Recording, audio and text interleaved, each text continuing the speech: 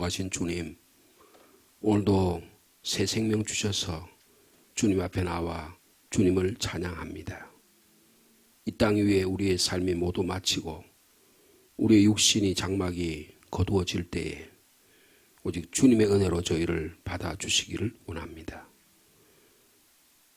십자가의 길 따라가서 영생의 길을 경험하는 저희들이 되게 하여 주옵소서. 저에게 이 놀라운 복을 주시기 위해서 하나님의 교회를 주시고 주의 복된 생명의 말씀을 주시니 이 말씀을 읽고 묵상하는 가운데 하늘나라가 우리 가운데 임하게 도와주시고 우리 가정이 하늘나라가 되게 하시고 이 복된 몸된 교회를 통해서 하늘로 이어지는 처소가 되도록 주님 축복하여 주옵소서. 오늘도 하나님의 말씀을 읽습니다. 저희들의 좁은 시야가 넓어지게 하시고 주님과 바로 연결되게 하시고 우리의 삶을 어떻게 살아가야 될지 오늘도 올바른 지혜를 허락하여 주옵소서. 예수님의 이름으로 기도하옵나이다. 아멘. 오늘은 8월 28일 수요일 본문의 말씀이 되겠습니다. 어제에 이어서 시편 119편 97절에서 104절 그리고 이사야 말씀과 요한복음의 말씀을 묵상하도록 하겠습니다. 먼저 시편 119편 어제 이어서 97절에서 104절까지 말씀 한 절씩 교독합니다. 시편 119편 97절 말씀 제가 먼저 받드리겠습니다. 내가 주의 법을 어찌 그리 사랑하는지요. 내가 그것을 종일 작은 소리로 읊조리나이다.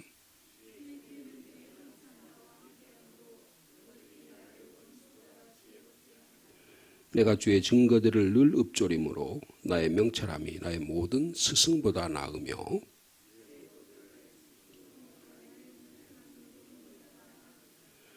내가 주의 말씀을 지키려고 발을 금하여 모든 악한 길로 가지 아니하여 싸우며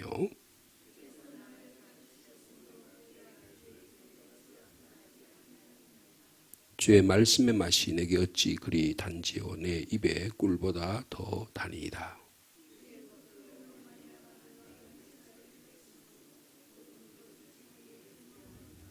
아멘. 이어서 이사야의 말씀이 되겠습니다. 이사야 33장 10절 말씀부터 16절까지 말씀입니다.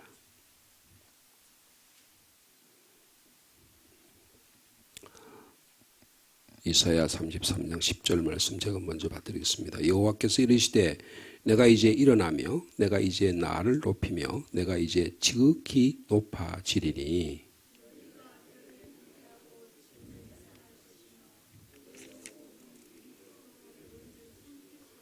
민족들은 불에 굽는 횃돌 같겠고 잘라서 불에 사르는 가시나무 같으리로다.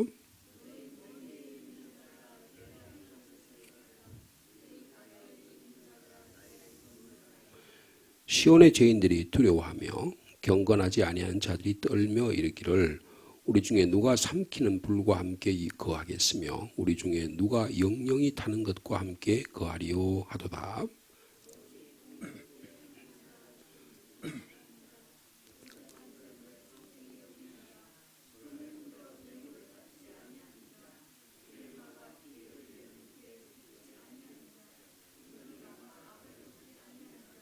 16절 같이 있습니다.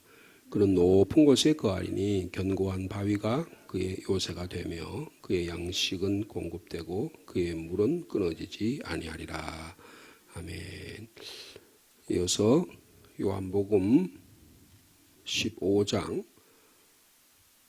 16절에서 25절까지 말씀입니다.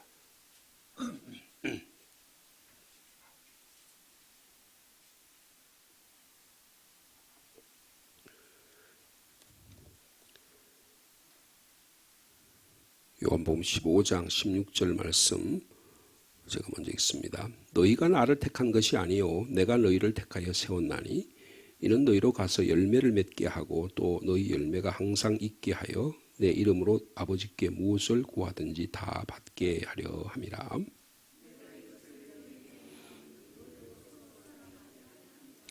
세상이 너희를 미워하면 너희보다 먼저 나를 미워한 줄을 알라.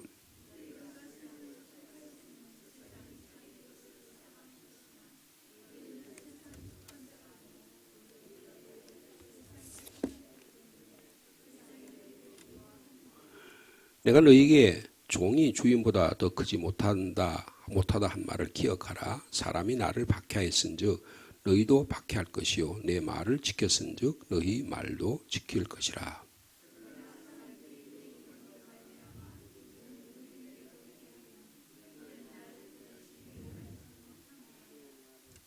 내가 와서 그들에게 말하지 아니하였더라면 죄가 없었으려니와 지금은 그 죄를 핑계할 수 없느니라. 내가 아무도 못한 일을 그들 중에서 하지 아니하였더라면 그들에게 죄가 없었으려니와 지금은 그들이 나와 내 아버지를 보았고 또 미워하였도다.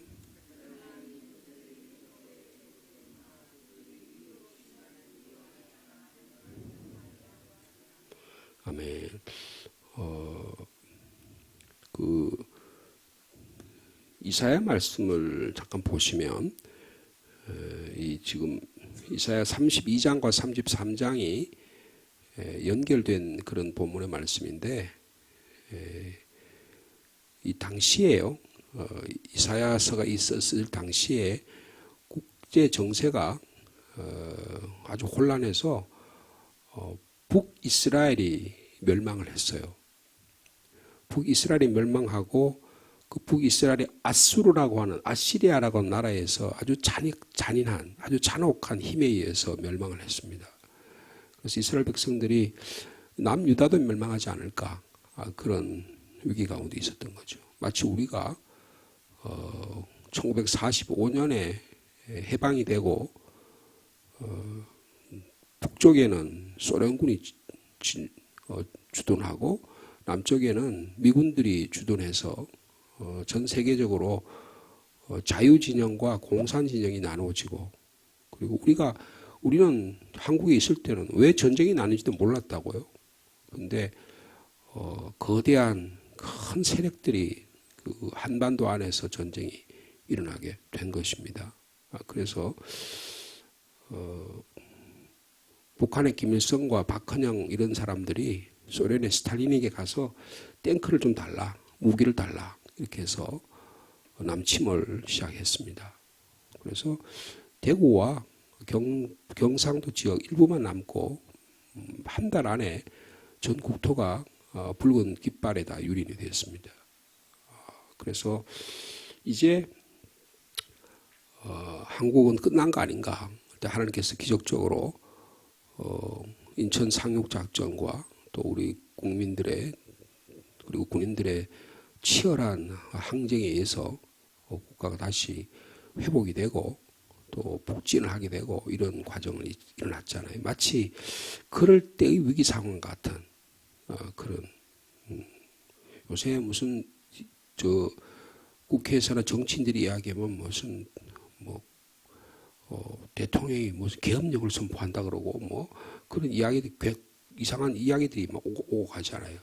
그러니까 어떻게 하면 권력을 차지하려고 하느냐고 하는 그런데 그 권력을 차지하는데 일본을 이용한다든지 다른 나라를 이용한다든지 어떻게 해서라도 자기 권력을 차지하기 위해서 동분서주하고 광분하는 이런 우리 시대에 살고 있잖아요.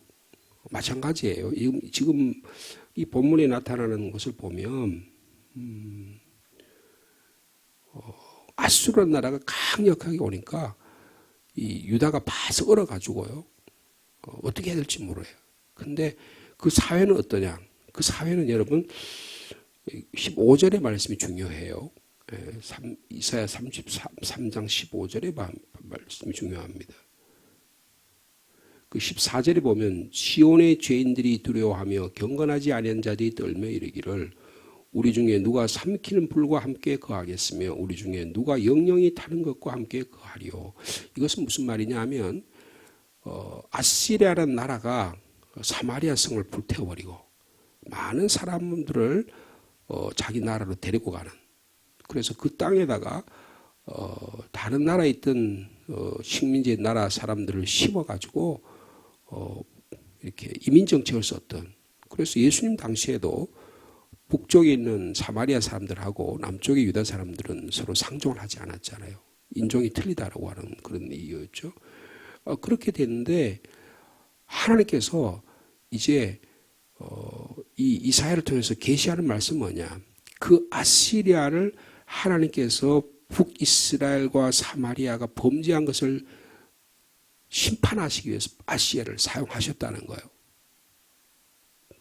근데 다시 하나님께서는 그 아시리아를 불태워 없애버리겠다는 거예요. 그 내용이 오늘 본문의 내용의 핵심적인 내용입니다.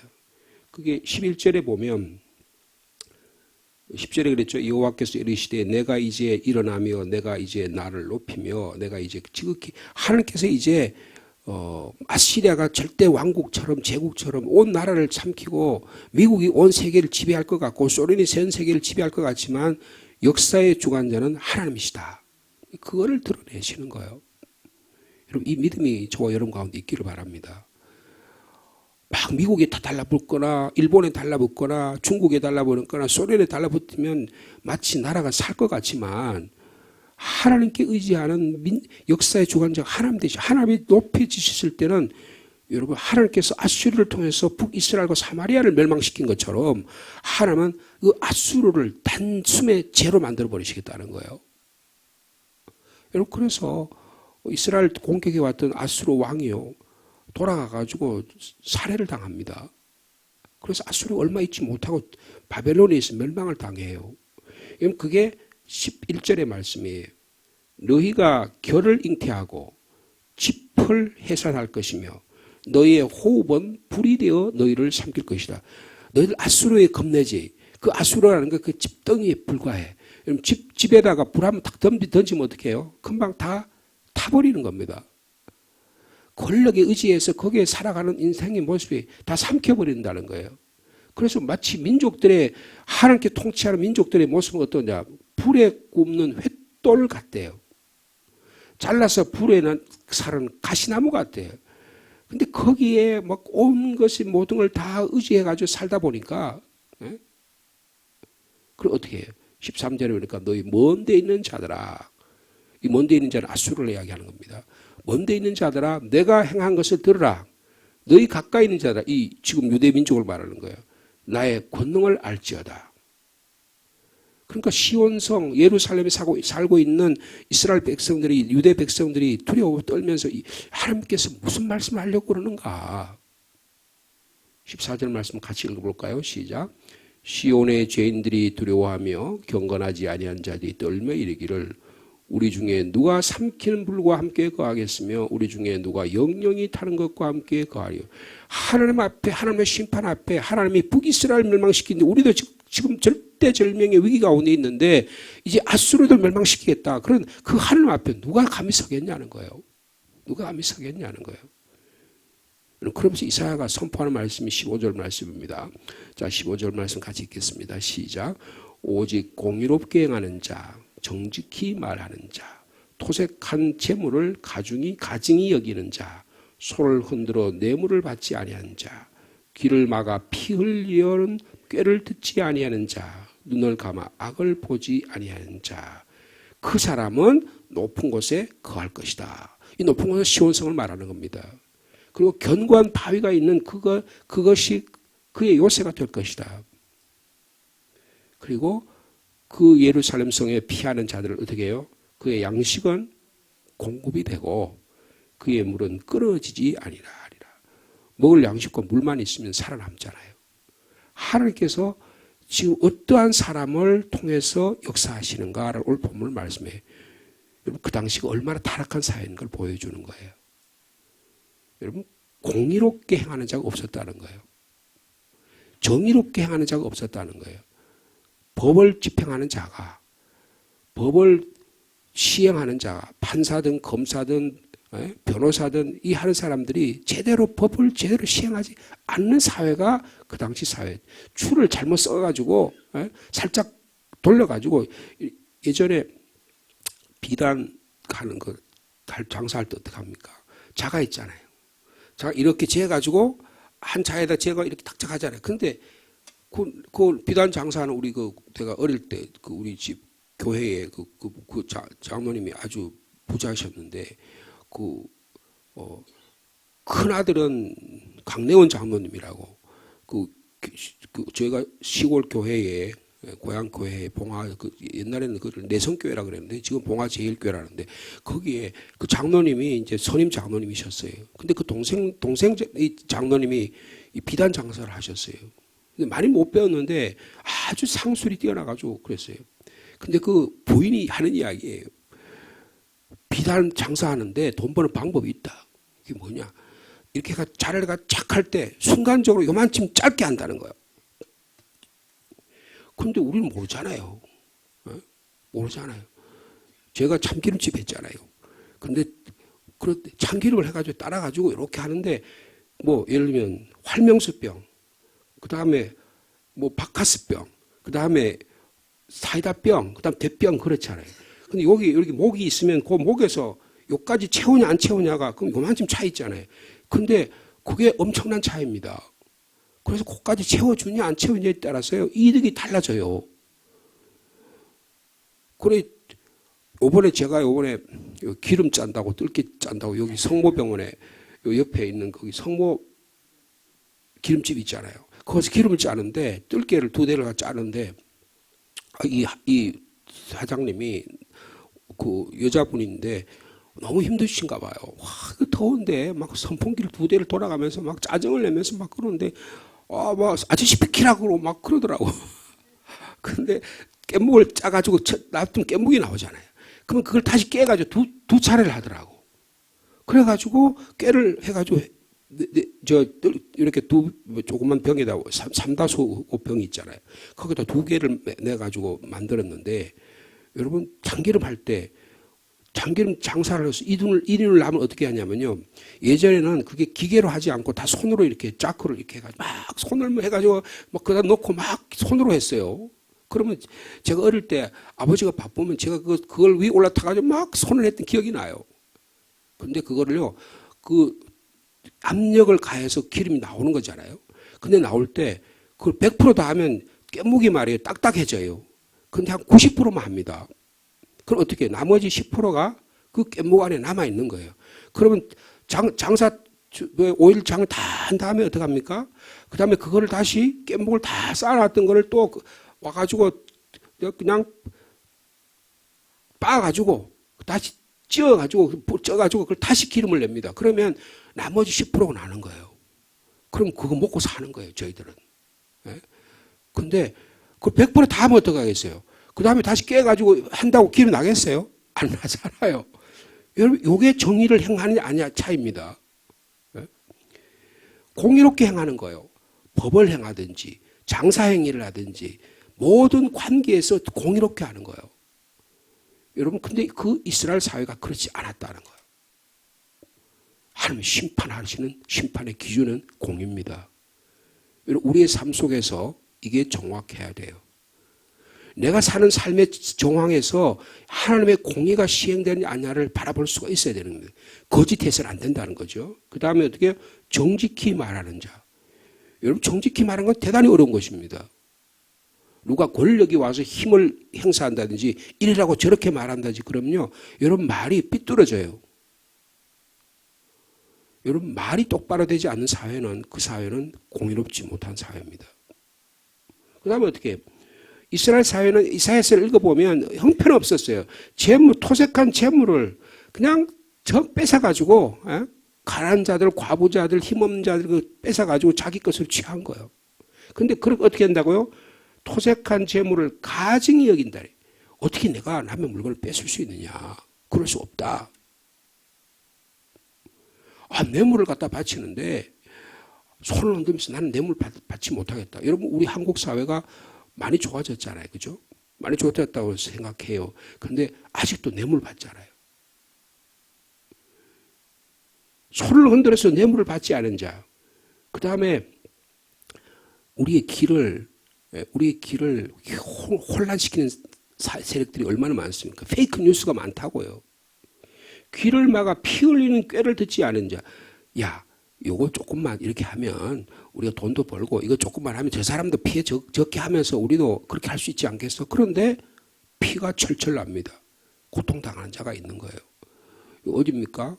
그 서울이 어디 화곡동인가요? 어디 그쪽에 예? 그 집을 지어놓고 말해요. 다 해가지고 여기 전세를 받아가지고 이쪽으로 돌리고 저쪽 전세 해가지고 뭐 몇백 채인가 몇만 채인가 몇천 채인가를 해가지고 그 사람 사기 낸 사람이 있잖아요, 그죠? 그렇게 하니까 어떻게 피가 철철 나는 거예요. 젊은 부부들이 이제 겨우 해가지고 아파트는 못 사고 그런 주택에 가서 이제 전세하고 그다음에 집 사가지고 하려고 그러는데 그 사람들 돈을 다 들어먹은 거예요. 피가 철철 나는 거 아닙니까? 뭐 그 한번 뉴스에 보니까 어떤 젊은 여성이 나와가지고 막 피를 흘리는 것 같은 절규를 하면서 내 돈 내놓으라는 거예요. 내 돈 내놓으라는 거예요. 피 흘리는 꾀를 근데 듣지 아니하는 자. 그 다음에 악이 얼마나 흥행합니까? 근데 눈을 감는 거예요. 눈을 감아 악을 보지 아니하는 자. 하나님이 이런 자를 보고 계시고 이런 자를 듣고 계시고 이런 자를 사용하신다는 겁니다. 아직도 한국 사회가 하나님이 심판하지 아니하시고요. 한국 사회가 아직도 존속하는 이유는 이런 분들이 계시기 때문이에요. 이런 공직자가 있기 때문이고 이런 사람들이 사회 곳곳에서 자기의 정의를 행하고 악에 대해서 눈을 감고 피 흘리는 것에 꽤 듣지 않고 악인의 자리에 오만한 자리에 거만한 자리에 앉지 아니하는 분들이 복된 삶을 살려고 하는 분들이 하나님의 말씀을 즐거워하는 분들이 있기 때문에 그래도 사는 거예요.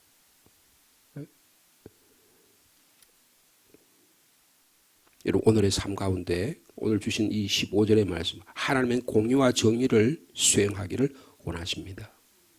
그런데 하나님의 공의와 정의가 어떻게 구체적으로 실행되느냐. 오직 공의롭게 행해야 됩니다. 특별히 권력을 갖고 있는 자들. 조그만 요만한 권력이라도 써가지고 남을 자기의 그것을 이득하려고 하는 자들. 자기 갖고 있는 것들을 속여가지고 남을 자기의 이득을 취하려고 하는 이게 세상의 방식이잖아요. 근데 우리는 오늘 요한복음에 보면 세상은 우리를 미워한다 그랬어요. 왜냐하면 이렇게 15절의 말씀처럼 행하기 때문에 미워하는 거예요. 예수님이 이 땅에 오셔서 우리를 공의롭게 하시고 우리를 새롭게 하시기 위해서 십자가에 죽으셨습니다. 그 모습이에요. 그런 자에게 주신 축복이 뭐라고 16절이잖아요. 자, 우리 16절의 말씀 다시 한번 같이 읽습니다. 시작. 그는 높은 곳에 거하리니 견고한 바위가 그의 요새가 되며 그의 양식은 공급되고 그의 물은 끊어지지 아니하리라. 그래서 하나님께서 우리를 이 세상에 아무리 험하고 타락하고 우리를 공격하는 일이 많더라도 우리를 산성 위에 높은 바위 위에 세워주실 줄로 믿습니다. 그분이 요새가 되었어요. 예수 그리스도께서 요새가 되셔서 우리를 죄와 사망에서 건져주신 그 분이 오늘도 우리를 보호하시고 우리에게 일용할 양식을 공급하시고 우리에게 말마다 반석에서 샘물 솟는 삶을 살아가게 해주실 줄로 믿습니다. 제가 어제도 말씀을 드렸나요? 우리 지금 상주교회에서 부흥성회가 있습니다. 오늘 이제 아침 10시 30분 하고 오늘 저녁 7시 30분 우리 수요기도회 그리 대체한다고 광고 말씀을 드렸는데 여러분들 한번 기회가 되시면 반드시 수요기도회 저녁 시간이라도 한번 참여하시길 바랍니다. 우리 교회에서 자동차 편이 불편한 분들은 교회에서 6시 50분에 교회에서 여러분들 모셔다 드릴 거예요. 그래서 강사 목사님이 시간이 지날수록 말씀이 더 은혜롭고 더 교인들에게 아주 쉽게 그리고 잘 적용할 수 있는 말씀을 전달하고 있습니다. 우리 성도들이 이 말씀을 들으면 큰 은혜가 되고 신앙생활에 큰 도움이 되리라 그런 생각을 합니다. 여러분들이 한번 꼭 오늘 같은 경우는 오늘 저녁에 어제 그렇게 이야기하시더라고요. 본인의 예수 믿게 되고 목회자게 된 삶의 여정들을 고백하는 그런 시간 이 간증 시간 같이 그렇게 저녁 시간에는 말씀을 나누겠다고 그러셨는데요. 주변에 특별히 예수 믿기를 원하는 분들, 예수 잘 모르는 분들, 그런 분들 계시잖아요. 전도할 수 있는 기회가 될 수 있으리라고 생각합니다. 여러분들 기억하셔서 말씀의 자리에 우리 성도들 많이 참여하는 은혜가 있기를 축복합니다.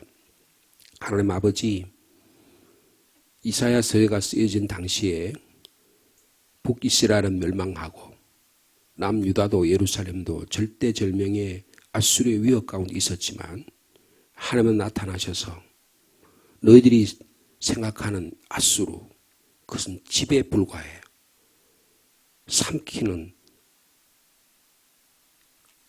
불타버리는 그런 것에 불과하다고 말씀하시면서 하나님이 일어나셔서 역사의 주관자가 되시고 우리의 삶의 주인이 되심을 말씀해 주시니 감사합니다. 주님, 하나님의 말씀을 들을 수 있는 영적 안목을 허락하여 주옵소서. 우리가 정말 두려워해야 될 것, 무엇을 먹을까, 무엇을 마실까, 권력자 앞에 두렵게 떠는 그런 두려움이 아니라 하나님 앞에 두려워하며 경외의 심을 가지고 하나님을 예배하는 예배자가 되기를 원합니다.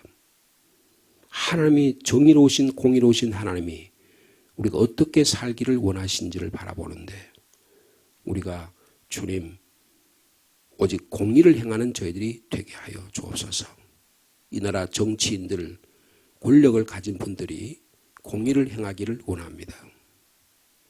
눈살을 찌푸리게 만들고 날마다 듣는 소리가 귀찮은 소리, 공의의 소리는 들리지 않고 자기 당과 자기 개인의 권력을 위하는 소리만 들립니다. 주님, 그들에게 공의로운 자들을 보내어 주옵소서. 악한 자들을 심판하여 주옵소서. 주님, 정직한 자들이 이 세상에 나가서 살아갈 수 있는 사회가 되기를 원합니다. 세상이 악하게 되면 정직한 자들은 다 그늘로 숨고 어디로 다 피해버리고 맙니다. 주님, 이 사회가 정직한 자들이 공직하고 정직한 자들이 사회에 나가서 활발하게 일할 수 있는 사회로 주님 만들어 주옵소서. 토색하는 재물을 가증히 여기는 자를 주님이 들어쓰신다고 말씀합니다.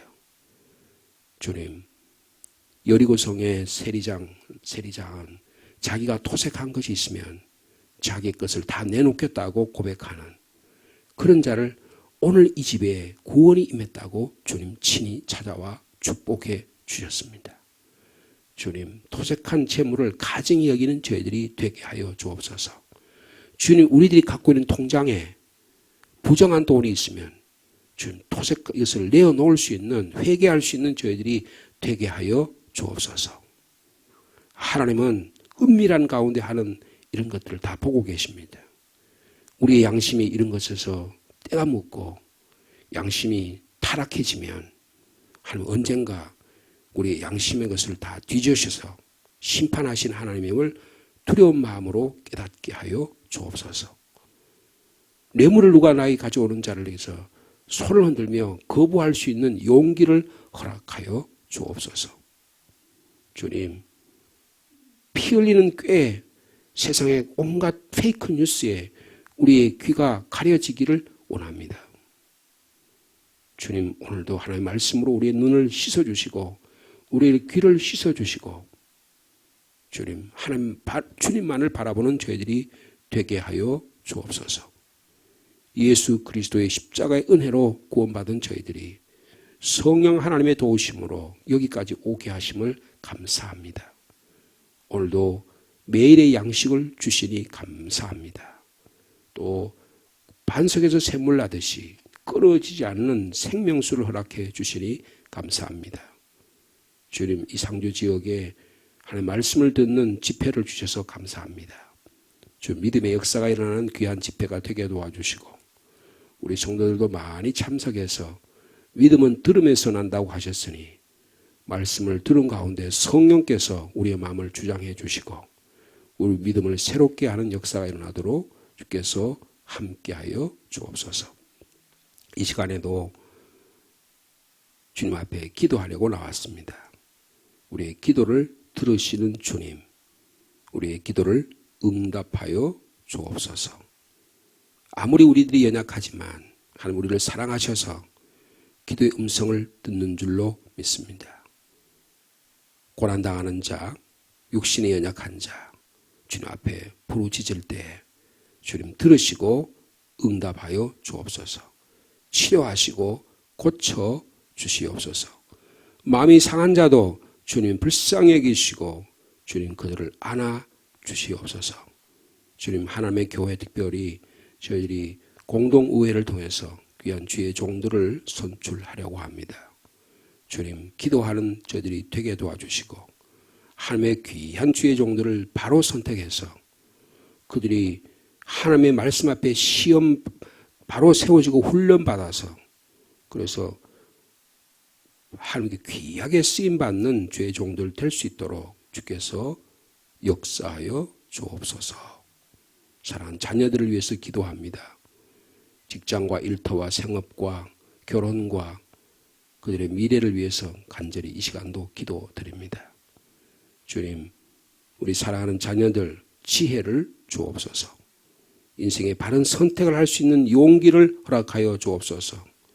오랜 우리 이 한국 사회가 우리 경제적으로 또 직장과 일터를 구하는데 어려움이 없도록 도와주셔서 우리 젊은이들이 마음껏 자기의 삶을 개척해 나갈 수 있는 그런 공정하고 정의롭고 복된 사회가 되도록 주께서 역사하여 주옵소서.